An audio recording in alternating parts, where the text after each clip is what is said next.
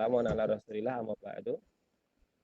Alhamdulillah pada hari ini, hari Rabu tanggal 22 April Assalamualaikum warahmatullahi wabarakatuh. 2020, bertepatan dengan pukul 9 lewat sekian menit, kita akan masuk ke dalam agenda di dalam PCT batch 6. Untuk KCD 5 kita di kelompok 4, kemudian grup 6. Untuk action yang kedua, pada kesempatan ini ada 3 sesi. Untuk sesi pertama kita akan bersama-sama melakukan sharing, berbagi tentang pembelajaran bermakna. Tentunya pembelajaran bermakna adalah pembelajaran yang sangat akan menentukan terhadap potensi peserta didik. Jauh mana mengenali peserta didik, kemudian juga peserta didik bisa memberikan manfaat dan bisa merasakan apa yang harus dilakukan oleh peserta didik di kemudian hari. Di sini sudah hadir saya sendiri sebagai host, Erwan Hermawan dari kantor Kementerian Agama Kabupaten Sukabumi. Kemudian nanti selaku moderator Ibu Siska Rahmawati SPD. Beliau adalah guru bimbingan dan konseling dari SMPN 1 Kota Sukabumi. Dan nanti sebagai presenter adalah Bapak Apendi SPD MMPD. Beliau ini adalah guru IPA di SMPN 2 Cisaat, Kabupaten Sukabumi. Kami ucapkan juga terima kasih kepada partisipan yang telah hadir. Ini sudah ada 1 orang, Ibu Eri Farihat, terima kasih. Mudah-mudahan nanti teman-teman yang lain juga di tengah-tengah kesibukan menjelang Ramadan bisa hadir bersama-sama. Kita mulai dengan pembacaan basmalah. Bismillahirrahmanirrahim. Kami Bismillahirrahmanirrahim. Waktu selanjutnya untuk memandu kegiatan ini, moderator Ibu Siska Rahmawati SPD. Disilakan Ibu. Ya, terima kasih Pak Irwan. Assalamualaikum warahmatullahi wabarakatuh. Kumaha damang Bapak dan Ibu Waalaikumsalam warahmatullahi wabarakatuh. Sehat? Assalamualaikum warahmatullahi wabarakatuh. Saya alhamdulillah. Ya, mohon maaf penampilan kita di reschedule karena kemarin ada sesuatu hal. Baik Bapak dan Ibu, hari ini kami dari kelompok 6 akan penampilan untuk yang kedua. Untuk sesi pertama yaitu akan dibawakan oleh Pak Apendi SPD MMPD. Beliau mengajar di SMP Negeri 2 Cisaat Sukabumi, yang dimana bertemakan mengenai belajar bermakna. Betul apa yang dikatakan oleh Pak Erwan, ketika belajar itu harus khususnya siswa harus mengetahui makna dari kenapa sih dia itu belajar. Nah, mungkin di sini oleh presenter Pak Pendi akan dijelaskan lebih lanjut tentang belajar bermakna itu seperti apa. Mangga untuk mempersingkat waktu karena kita juga sudah mulainya sudah hampir jam 9.42, maka langsung saja ke paparannya Pak Pendi. Mangga silahkan. Ya. Terima kasih. Assalamualaikum warahmatullahi wabarakatuh. Terlebih dahulu saya ucapkan kepada Bu Siska sebagai moderator yang telah memberikan kesempatan buat kami untuk menyampaikan materi tentang pembelajaran bermakna, dan juga kepada Pak Erwan yang setia pada saat ini sudah meluangkan waktunya untuk mengatur hal kegiatan presentasi penampilan kedua season pertama hari ini. Saya perkenalkan diri, saya Pak Apendi, SPD MMPD, intensi saya bekerja SMP Negeri 2 Cisaat, Kabupaten Sukabumi. Saya mengajar sebagai guru mata pelajaran IPA. Pada kesempatan ini, baik Pak dan Ibu, semua yang hadir pada saat ini, mudah-mudahan dibahagiakan oleh dan dimuliakan oleh Allah Subhanahu wa taala dan dimudahkan segala urusannya. Langsung saja kepada materi untuk presentasi hari ini. Baik, perhatikan saja pada tayangan berikut ini.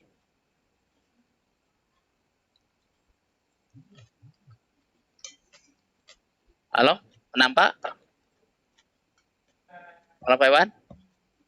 Belum Pak. Belum Pak. Oke, baik kita.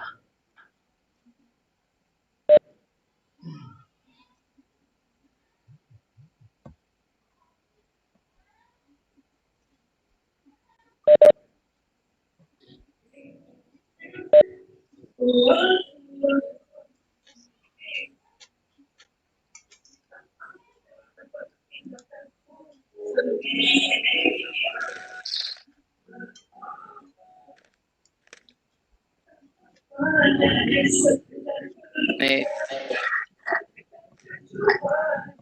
Baik, Bapak dan Ibu, sambil menunggu Pak Pendi untuk ya mempersiapkan ini materinya, terima kasih kepada partisipan yang baru hadir. Di sini namanya Del, mungkin Bapak atau Ibu hatur nuhun sudah hadir di room kami. Kita tunggu paparannya. Bagaimana Pak Pendi? Bisa ada nih lagi bisa dilanjut bentar ya ini share ya. kontennya di Antos ya? Oke, baik Bapak dan Iya, Ibu. siap. Udah Pak Pendi nampak sudah belum? siap. Sudah, Halo? sudah tampak Pak. Baik. Baik, Iya, monggo dilanjutkan ya Pak. terima kasih. Baik saja Bapak dan Ibu, mari kita lanjut saja langsung aja kepada materi tentang pembelajaran bermakna. Ini saya sampaikan presentasi hari ini dalam rangka pemenuhan tugas diklat online positif batch Jabar 6 05 4 grup 6 pada hari ini hari Rabu tanggal 22 April 2020.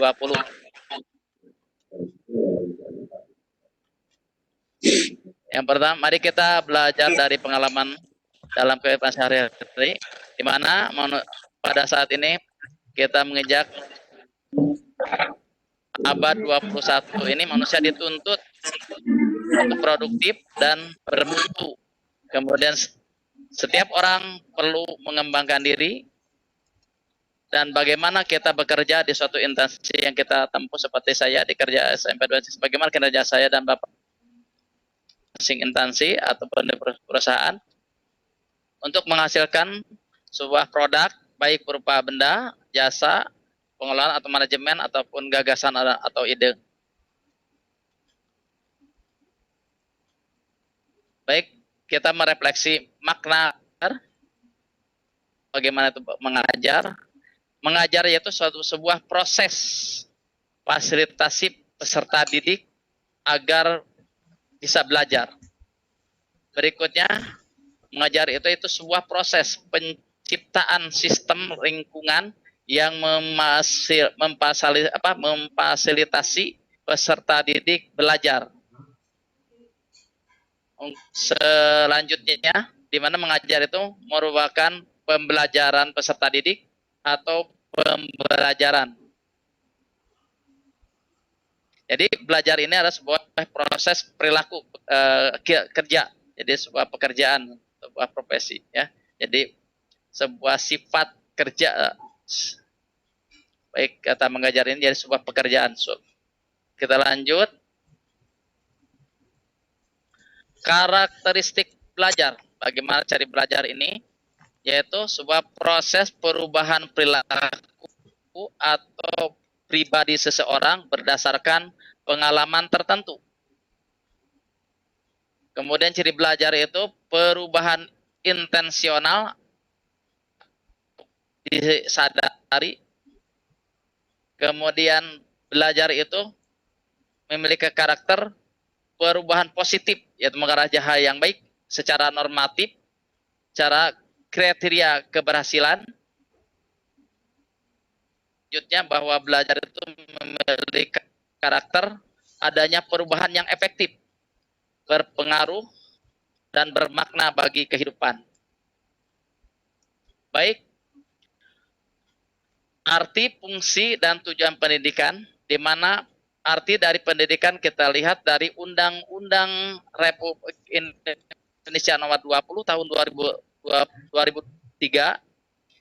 Pendidikan adalah usaha sadar dan terencana untuk mewujudkan suasana belajar dan proses pembelajaran agar peserta didik secara aktif mengembangkan potensi dirinya untuk memiliki kekuatan spiritual, keagamaan, pengendalian diri, kepribadian, kecerdasan, akhlak mulia, serta keterampilan yang diperlukan dirinya, masyarakat, bangsa, dan negara. Adapun fungsi dan tujuan pendidikan nasional tercantum dan pada Undang-Undang Republik Indonesia Nomor 20 Tahun 2003, di mana tujuan pendidikan nasional berfungsi mengembangkan kemampuan dan membentuk watak serta peradaban bangsa yang bermartabat dalam rangka mencerdaskan kehidupan bangsa, bertujuan untuk berkembangnya potensi peserta didik agar menjadi manusia yang beriman dan bertakwa kepada Tuhan Yang Maha Esa, berakhlak mulia, sehat, berilmu, cakap, kreatif, mandiri, dan menjadi warga negara demokrasi serta bertanggung jawab. Berikutnya,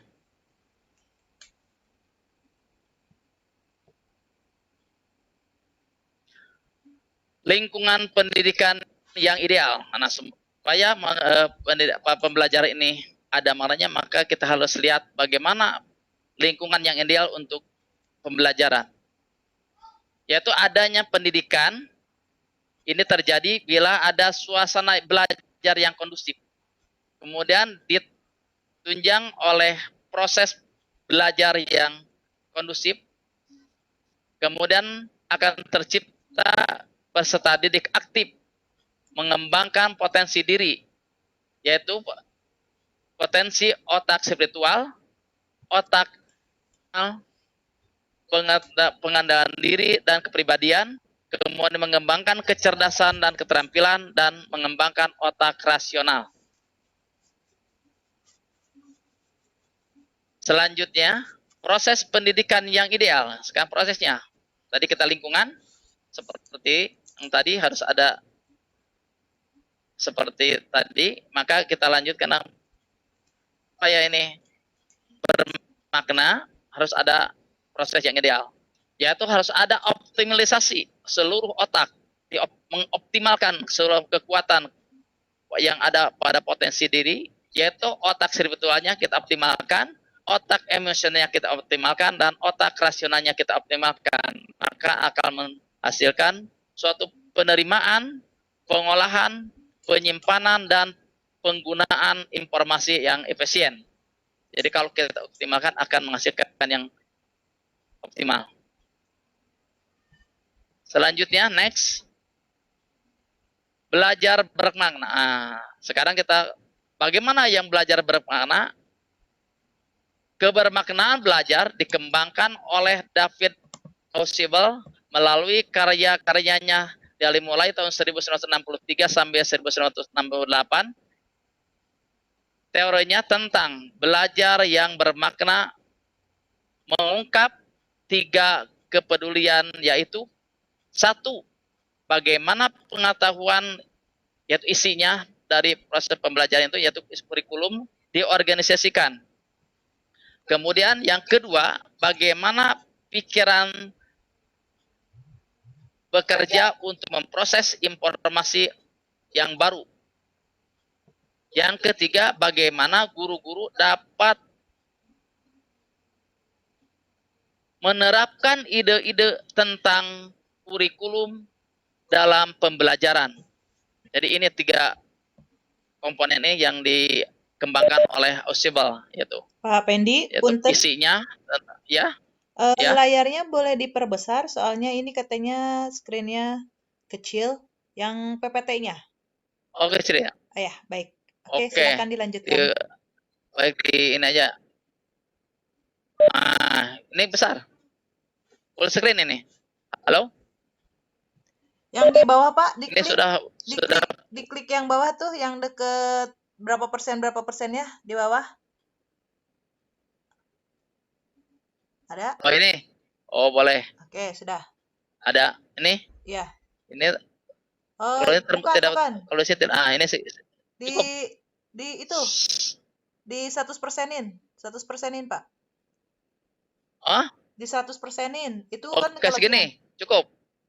Ini kelebihan. Kelebihan. Oke. Ini 87 ini, 87%. Oke, udah segitu aja udah. Udah ini? Ya. Begini. Oke, baik. Dikira oke. Bisa tidak terbaca berarti ya. Baiklah. nanti bisa diulang. Jadi kita ulang, belajar bermakna ini ada 3 kepedulian. Ya. Jadi belajar ini bermakna biar ada 3 kepedulian menurut David Ausubel. Yang pertama, bagaimana pengetahuan atau isinya diorganisasikan. Yang kedua, bagaimana pikiran bekerja untuk memproses informasi yang baru. Itu belajarnya itu sendiri. Yang bagaimana guru-guru dapat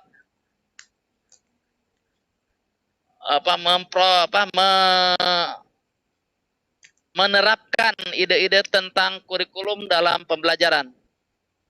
Jadi 3 ini, ya, isinya, prosesnya, dan penerapannya. Itu ya kalau kita garis bawahi yang dikembangkan oleh Ausubel. Kita next selanjutnya. Pembelajaran bermakna. Yang pertama, Aids organizer dan substitution, bahan pengait dan pengaitnya. Kemudian adanya psikologis, makna yang merujuk pada isi atau materi, dan makna yang terjadi pada individu. Kemudian belajar bermakna, yaitu konsep yang sekaligus memiliki kebermaknaan logis dan kebermaknaan kadar kebermaknaan logis dan psikologis. Next.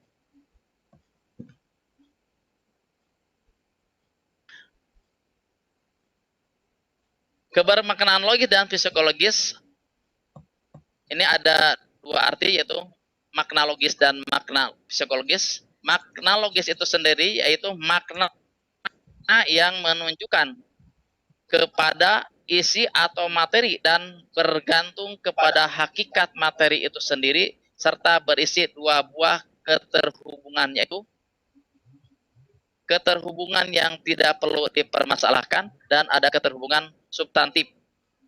Kemudian berikutnya ada makna psikologis.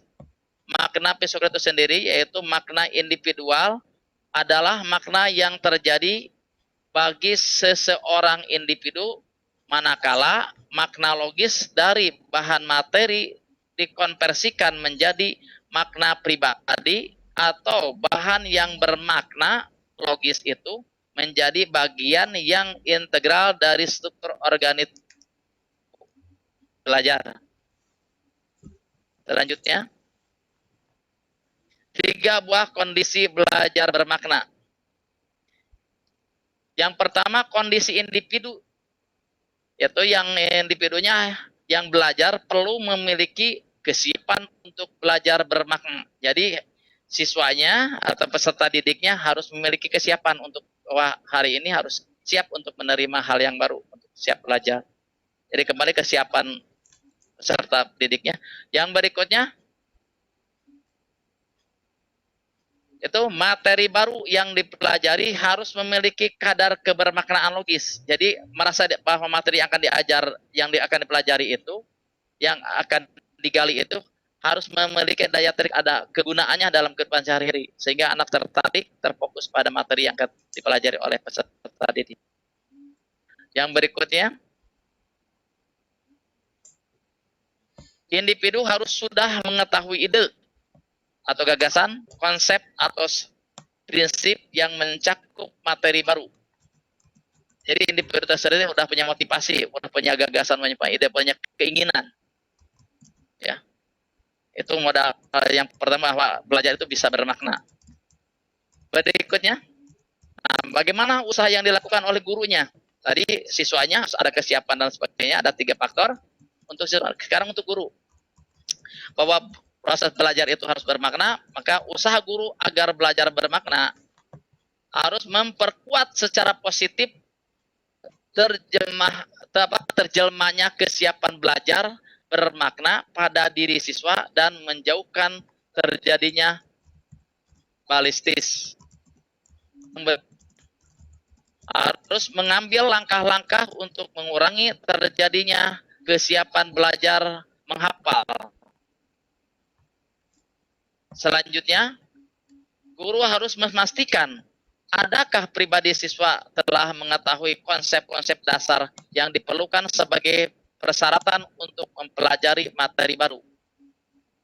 Nah ini, jadi misalnya untuk mempelajari tentang besarnya gaya, maka harus pernah nggak belajar tentang hitung jumlah dan kali misalnya, atau pernah mengalami kejadian untuk mengangkat atau mendorong seperti itu.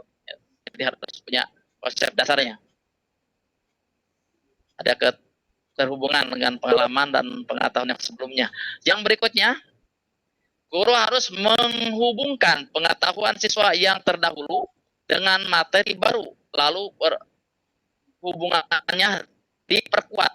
Nah, seperti materi yang sudah diajarkan ketika kalau ngajar materi di pelajar kelas ya, materi yang di kelas 7 dan ketika di bangku SD itu kita ungkap kembali dan diperkuat kaitannya dengan materi yang akan dipelajari oleh siswa tersebut. Itu diungkap oleh guru dan diperkuat.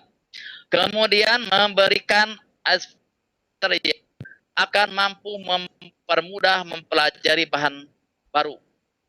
Itu yang harus diupayakan oleh setiap guru di lapangan tempat tugasnya. Yang berikutnya, nah ini ada perbandingan dengan belajar biasa dengan belajar bermakna. Ini belajar biasa biasanya menghafalkan, ini belajar bermakna. Ya, belajar bermakna adanya penjelasan hubungan antara konsep-konsep. Kemudian kalau belajar dengan menghafalkan, itu daftar hanya harapan perkalian atau nama-nama binatang, nama-nama kota itu ya, nama-nama atau bentuk-bentuk gambar. Kemudian belajar yang mana pada sisi lain pengajaran terencana dengan menggunakan praga, ya adanya media, ya untuk memperkuat.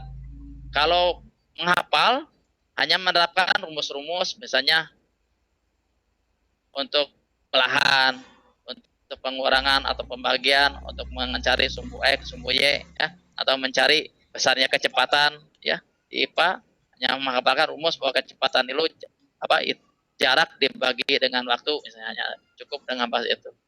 Tapi di mana tidak hanya seperti itu, harus punya rencana dengan adanya peragaan. Kemudian di sisi lain adanya penelitian ilmiah, ya kalau berbahagian ini ada atau dibuktikan, diuji coba, ya. Kalau pada pembelajaran menghafal itu hanya penyelesaian, ya hanya akhir saja atau sesuatu bentuk teka-teki, ya atau tebakan, ya nah itu. Jadi tidak dibuktikan dengan adanya survei atau uji coba. Nah itu ya antara perbagian dua sisi pembelajaran bermakna dengan pembelajaran hanya bentuk menghafal saja. Ya. Jadi ini kalau belajar menghafal ini sifatnya hanya menerima saja. Kalau belajar yang bermakna ini ceramah atau penyajian buku teks itu prosesnya. Kalau kemudian pada sisi yang lain belajar melalui penemuan terpimpin. Jadi kemudian kalau di sini hanya diperagakan saja pada pembelajaran bermakna. Saat ini proses ini dipandu semuanya, hanya siswa mengikuti saja. Ini antara dua sisi perbedaan antara belajar bermakna dan pembelajaran dengan menghafal. Baik, selanjutnya.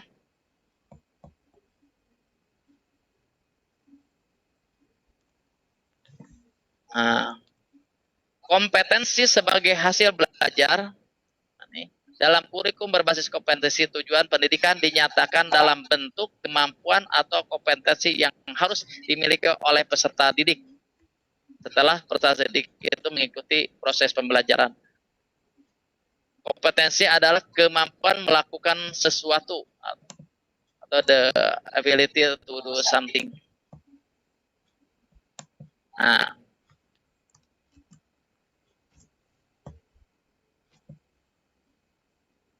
kompetensi ini dibangun oleh 3 komponen. Yang pertama dibangun oleh adanya sikap sosial, spiritual, ya, moral, nilai-nilai agama, nilai-nilai sosial, ya. Kemudian dibangun juga dengan kekuatan pengetahuan, ya, kemudian dibangun dengan adanya keterampilan atau skill, maka dari 3 ranah ini membentuklah kekuatan kompetensi peserta didik. Jadi kompetensi harus dibangun oleh 3 komponen ini sehingga menjadilah generasi menjadi generasi yang memiliki kompetensi atau skill. Baik, selanjutnya ini ya model disebut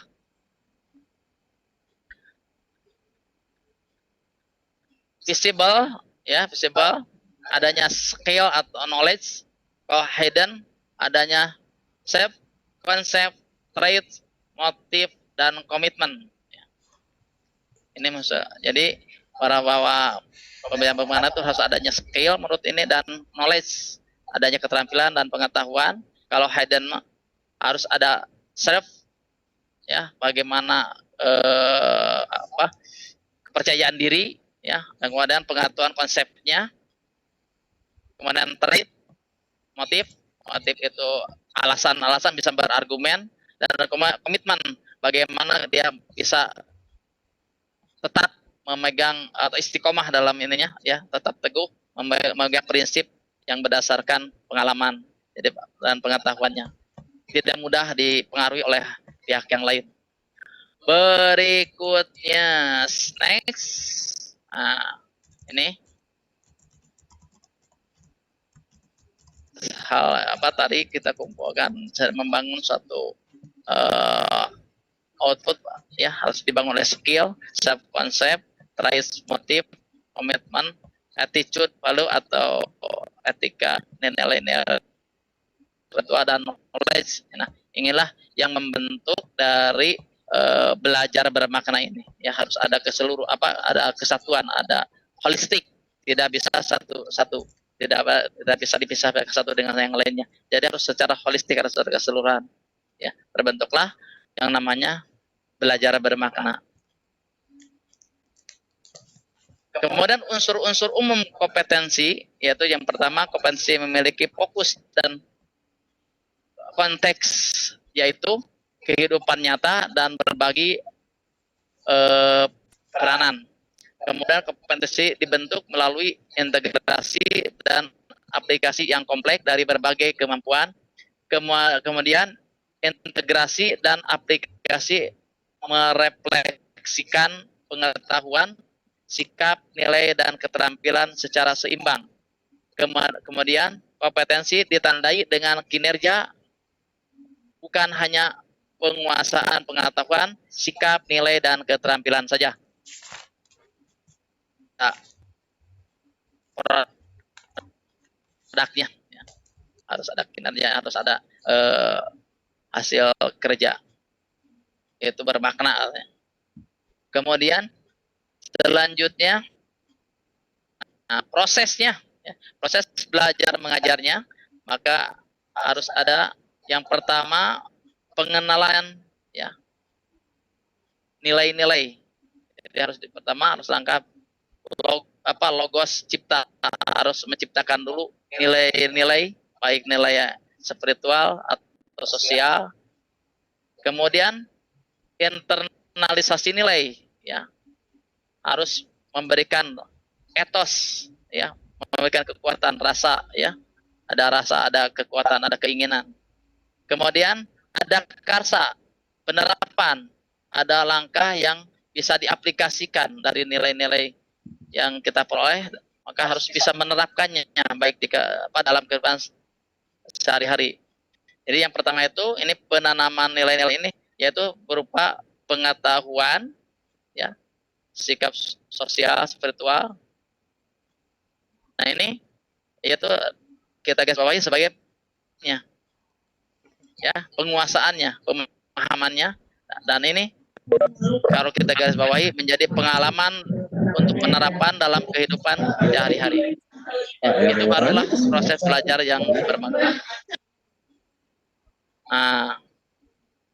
Selanjutnya mengajarkan kepintaran, mengembangkan kepekaan, dan melatih kecakapan. Ya, jadi harus ada mengajarkan kepintarannya, pengetahuan, keterampilan, atau sikap karakter. Kemudian ada mengembangkannya, ya, mengembangkan kepekaan tentang bagaimana fenomena-fenomena yang ada dalam kehidupan sehari-hari, ya, baik di lingkungan sosial maupun di lingkungan sekolah. Ya. Berikutnya harus ada melatihnya, menggalinya kecakapan, ya. Baru itu bermakna. Kemudian berikutnya strategi, bagaimana bahwa pelajaran ini harus bermakna, akan menghasilkan pelajaran ini bermakna, maka strateginya harus holistik, integratif, jadi harus menyeluruh, terintegrasi, terhubung, ya, antara satu proses dengan proses yang lain. Tidak boleh mulai dari perencanaan sampai dengan evaluasinya. Ya, pertama ini masukan mulai dari siswa yang beragam, ya, berbagai latar belakang sosial, latar belakang ekonomi, latar belakang agamanya dan sebagainya. Kemudian masuk ke sebuah proses, ya, yang terjadi di lingkungan pembelajaran yang menjadi belajar ini menjadi hidup, dan akan tahu bagaimana yang harus dilakukan, tahu pekerjaannya, tugas dan fungsinya. Kemudian akan menciptakan pribadi sosial belajar, ya, untuk dia meningkat pengetahuannya atau kinerjanya atau karirnya kalau seorang profesi, dan akan menghasilkan outcome, akan menghasilkan keluaran atau produk, yaitu produknya yaitu beriman, bertakwa, mandiri, partisipatif, ya, kemudian belajarnya efektif, dan pekerjaan produktif, ya, bekerjanya kreatif dan banyak hasilnya, ya, bisa produktif, banyak menghasilkan karya. Untuk individu itu akan menghasilkan nilai. Untuk belajarnya adanya bimbingan. Kemudian ada produknya, yaitu individu memiliki kepribadian yang positif, ya, kepribadian yang tadinya tidak terarah, yang tadinya berperilaku yang baik menjadi perilaku yang baik, yang tadinya tidak tahu menjadi tahu, yang tadinya tidak kreatif menjadi kreatif, yang tadinya tidak produktif menjadi produktif, pribadi yang produktif. Baik. Selanjutnya, 4 pilar pendidikan. Yang pertama, learning to know, learning to live together atau fight together, kemudian learning to be, dan sebagainya. Ini sudah umum, ya. Kemudian selanjutnya, pengembangan kemampuan mengajar sebagai kinerja profesional, ya. Nah, itu. Maka kita memiliki profesional, harus memiliki keterampilan sehingga belajar ini bisa bermakna, ya. Di mana harus kita evaluasi diri, ya, harus tahu tentang diri, bagaimana kekuatan kita dan kelemahan kita sebagai guru, dan harus melakukan observasi, menguji coba bagaimana hasil karya kita, melakukan inovasi, baik dari model pembelajaran kita uji coba dengan berbagai macam metode atau berbagai macam model pembelajaran. Kemudian berkonsultasi, ya, berbagi, ya, untuk merefleksi. Kemudian berkoordinasi, bekerja sama dengan baik dengan atasan maupun sejawat atau dengan rekan yang mata pelajaran yang diampu ataupun sesama guru yang lain satu MGMP misalnya. Dan kemudian edukasi, kita harus melakukan pendidikan atau penambahan pengetahuan. Kemudian akan timbulnya pengembangan profesi, ya, terjadilah kita punya guru menjadi yang profesional.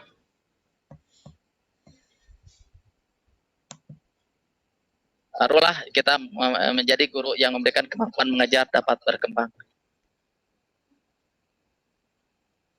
Kemudian misi guru sebagai pendidik dalam mengembangkan potensi peserta didik. Harus memiliki misinya, gitu ya. Memberikan kesempatan untuk bermain dan berkreativitas pada siswa, memberikan suasana aman dan bebas secara psikologis, ya. Kita menciptakan suasana belajar itu yang tidak menekan anak, tidak anak menjadi ketakutan, anak menjadi nyaman untuk belajar. Kemudian disiplin, boleh mempunyai gagasan sendiri dan berpartisipasi secara aktif. Jadi tetap harus menanamkan disiplin mulai dari sampai dengan akhir dari pembelajaran itu tetap harus ditanamkan. Anak bebas menyampaikan aspirasi atau pendapat dan tetap harus tetap. Yang berikutnya memberikan kebebasan berpikir kreatif dan partisipasi aktif. Nah, jadi pada kesempatan pembelajaran tersebut memberikan kepada siswa untuk berpikir, ya, untuk mengasah pikirannya, ya, dan untuk mereka supaya berkreatif, tidak hanya mampu untuk beginilah, ya, materi yang saya bisa sampaikan. Mudah-mudahan ini bisa bermanfaat dan menjadikan kita menjadi guru-guru yang profesional. Terima kasih atas segala perhatiannya. Saya sebagai presenter APND SPD MMPD, bila ada jarum yang patah, jangan simpan di dalam hati. Bila ada kata-kata yang salah, jangan simpan di dalam hati. Tak ada gading yang tak retak, mohon maaf bila ada kesalahan salah-salah kata. Terima kasih. Assalamualaikum warahmatullahi wabarakatuh. Mangga Waalaikumsalam selanjutnya warahmatullahi dipersilahkan wabarakatuh. kepada Bu Siska. Ya, terima kasih banyak Ya. atas paparannya Pak Pendi. Materinya cukup bagus, yaitu tentang Ya. belajar bermakna, di mana belajar bermakna itu adalah suatu proses, ya Pak ya, nggak Ya. harus di mana proses itu dimulai dari tadi, khususnya kita nanti sebagai guru atau pendidik harus dimulai dari persiapannya dulu, prosesnya, strateginya, nanti akan Iya. di mana akan menghasilkan sebuah hasil, yaitu kebermaknaan dalam belajar untuk siswa. Di mana di sini tadi juga ini Iya. kebermaknaan belajar bermakna itu dari David, siapa Pak? Tadi saya lupa. Sebel ya, digagas oleh David Sebel, di mana ya di sini harus ada yang mendukung, yaitu salah satunya lingkungan yang ideal, prosesnya. Jadi nanti ketika ada lingkungan yang ideal dan prosesnya ideal, maka nanti akan menghasilkan siswa yang berakhlak mulia, kreatif, mandiri, bertanggung jawab, mempunyai sifat-sifat yang bagus. Di mana tadi Bapak sebelumnya juga menjelaskan tentang belajar, di mana belajar itu ada sebuah proses, dari mana dari yang tidak baik jadi baik, jadi ada intinya ada perubahan yang ke arah yang lebih baik dan lebih bermakna, khususnya untuk siswa. Bukan begitu ya Pak ya? Gitu. Baik Bapak dan Ibu. Iya, betul. Saya buka sesi tanya jawabnya. Mungkin ada hal yang ingin Bapak dan Ibu tanyakan mengenai belajar bermakna. Mangga ditunggu untuk tanya jawabnya, silahkan.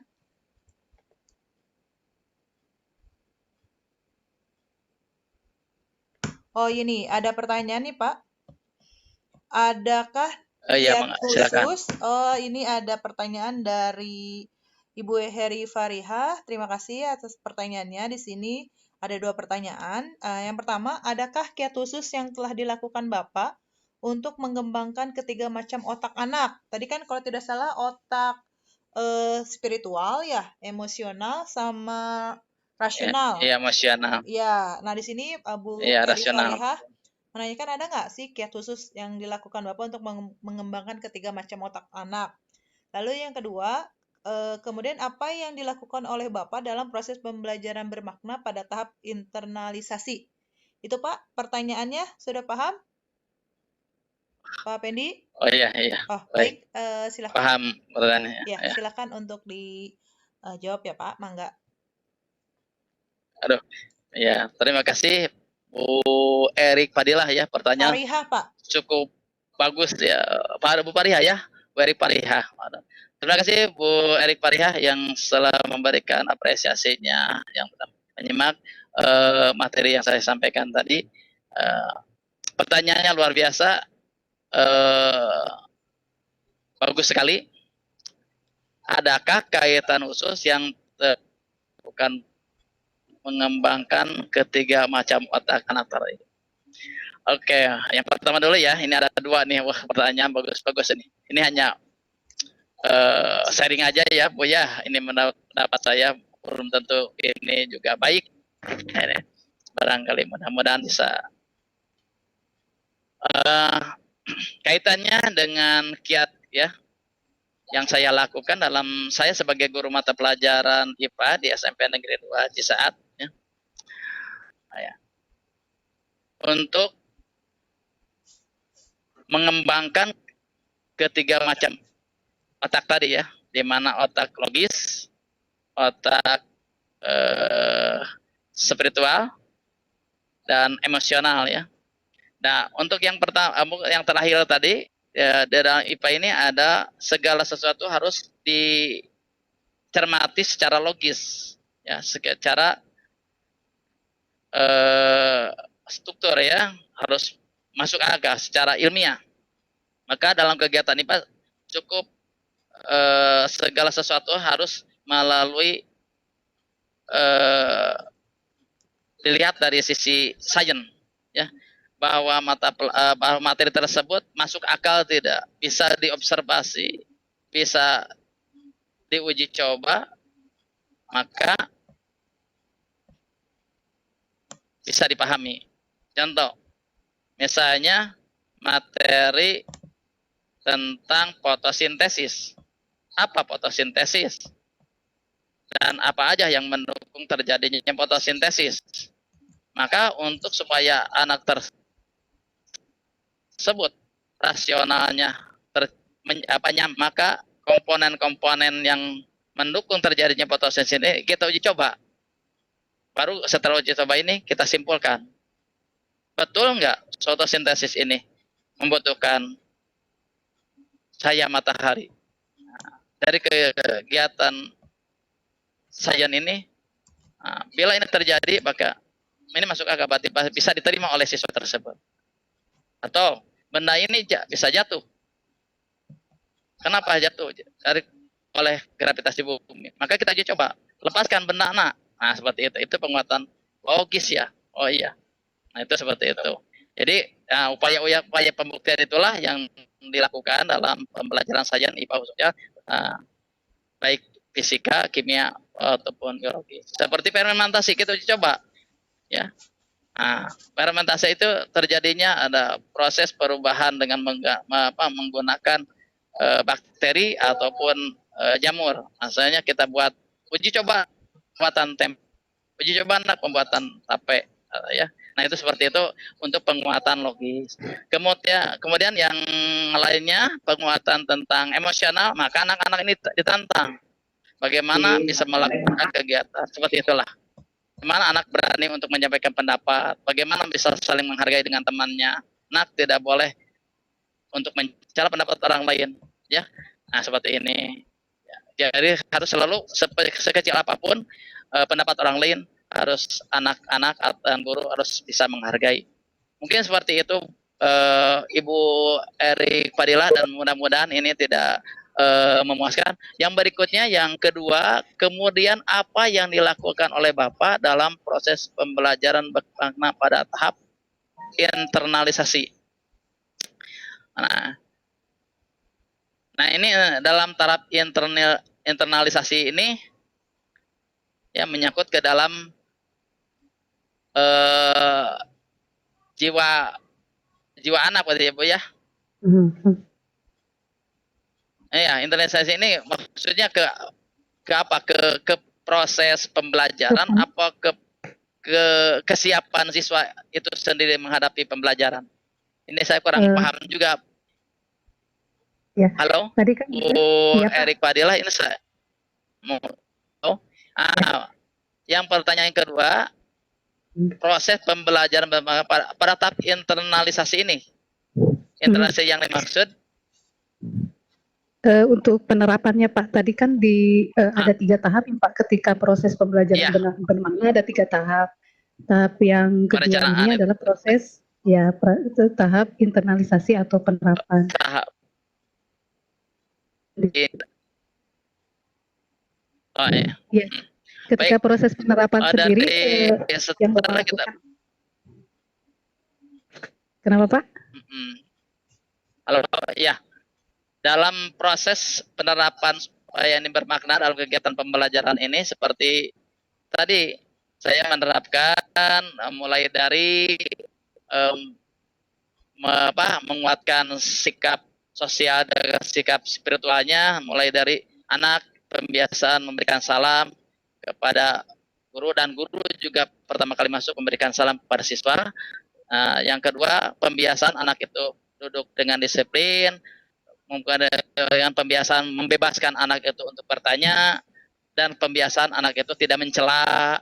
Nah, itu dari sikap. Kemudian pembiasaan anak itu harus selalu membaca, buka buku, buka internet. Nah, itu pembiasaan seperti itu yang saya lakukan sehingga kemudian yang berikutnya coba kemudian membentuk seperti saya menugaskan, nah coba membuat satu model sel ini, bahannya ini, sehingga anak tersebut yang tadinya tidak mau bekerja harus mau bekerja, bisa dengan sendiri, atau kalau tidak bisa minta teman aku atau teman yang lain yang mungkin bisa membimbing.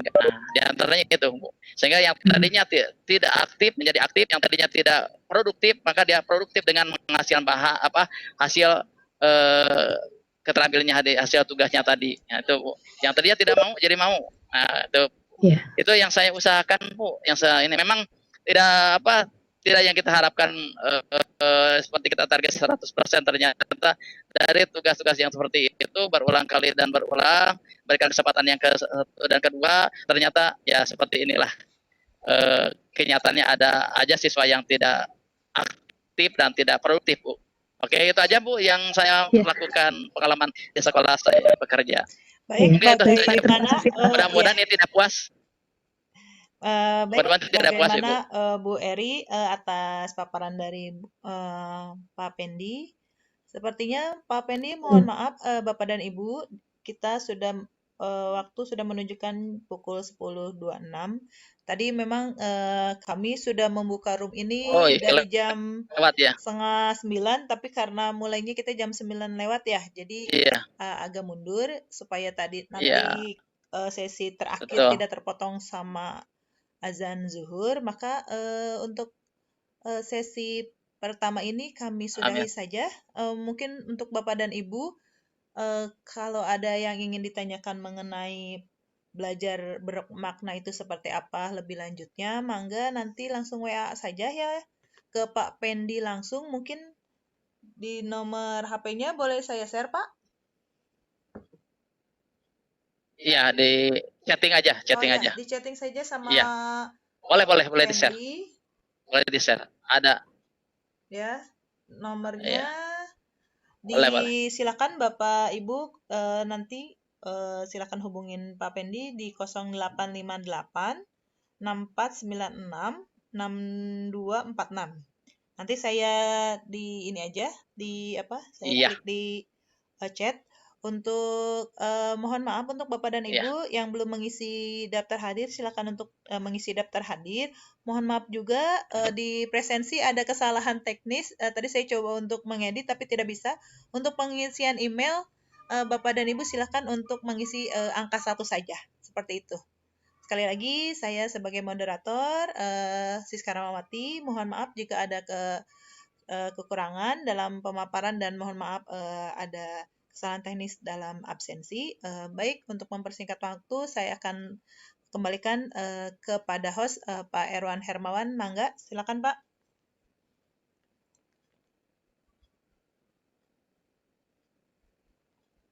Pak Erwan. Halo Pak Erwan. Mangga Pak Erwan. Cek. Ya. Ada suaranya? Sudah Pak. Ya, terdengar ya.